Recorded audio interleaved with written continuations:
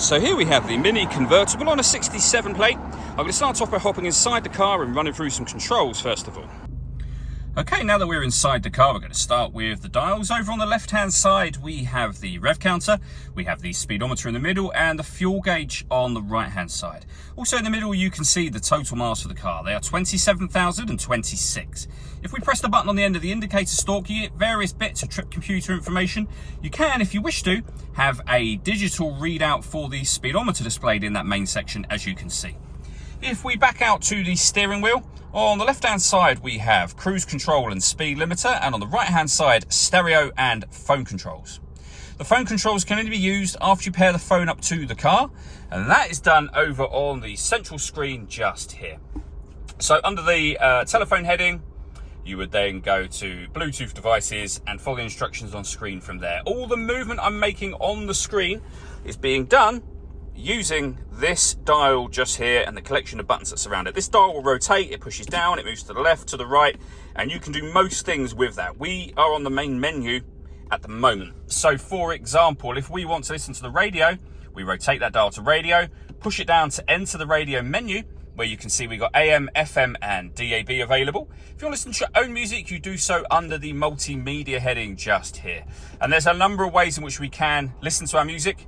We have USB input, Bluetooth audio and auxiliary input as well. Main volume for the stereo is just here.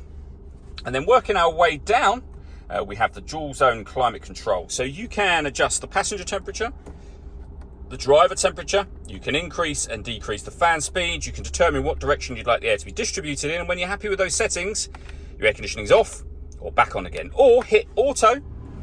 The car, as you can hear it doing, will maintain the temperatures that you've asked for. You can override that at any time you wish to. It will take control of the fan speed and the direction of the air otherwise. Underneath that, we can change the driving setup of the car, which we'll come back to in just a moment. So we have traction control. This is where we start and stop the engine, and that's where you turn off the stop and start, which is a different thing altogether. This car is designed to cut out when it's stationary in traffic to save you fuel.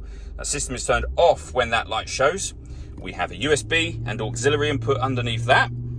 Our 6-speed manual gearbox, the controls I went through just a moment ago, and then that last button, as I say, will change the driving setup of the car. So you're able to put the vehicle into sport mode, mid mode, which is your everyday driving, and green mode as well. The last thing I want to show you is the roof working. So we have a button up here that will open to a point where it will stop to give you essentially a kind of a sunroof section, as you can see. If we go back up to the button again, you'll see the roof will then begin its opening operation. It's very quick, only takes a few seconds, and as you can see, that is the roof now open for the car. All that leaves me to say is thank you for taking the time to watch this video. If you'd like to come and see this ULEZ compliant car for yourself and have a test drive, please feel free to call either of our MJA sites. We'd love to hear from you soon.